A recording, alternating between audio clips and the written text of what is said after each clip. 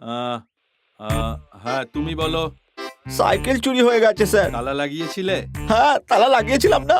এখন শুধু তালা লাগালে কিছু হয় না, চেন লাগিয়ে তাতে তালা লাগাতে হয়। শুধুমাত্র সাইকেলই তো ছিল স্যার, তাই শুধু তালাই লাগিয়েছিলাম। আরে এখনকার যুগে নিজের বউয়ের সাথে শোয়ার সময়ও তালা লাগাতে হয়। একটা সাইকেল বাঁচাতে পারো না, আর তাতে বউ বাচ্চাকে বসিয়ে ঘুরতে পারো? হ্যাঁ, একটা ভালো তালা লাগাতে পারোনি? আম, আজ থেকে নিজে বউয়ের সাথে শোবার সময় বউকে ভালো করে চেন দিয়ে তালা লাগিয়ে দেবে, কারণ ঠিক সাইকেল আছে, স্যার। গেলে তা একজনই চালাবে, কিন্তু তোমার বউ চলে গেলে তা কতজন চালাবে নিজেও জানতে পারবে না। হ্যাঁ, তুই বল। স্যার আমাকে মেরে মেরে আমার সমস্ত জিনিস চুরি করে স্যার, নিয়েছে। এদের কি করি বলুন? আরে কমপ্লেন লিখে সবাইকে যেতে বলো, পরে দেখা যাবে। আসুন, সবাই একে একে সাইন করে দিন। এই সাবধানে, কালি লিক করে।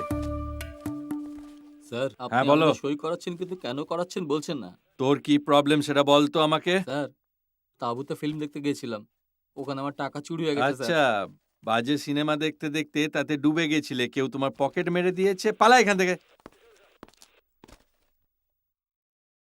হুম, আমাকে বলো চন্দ্রপা, এসব কারা করছে?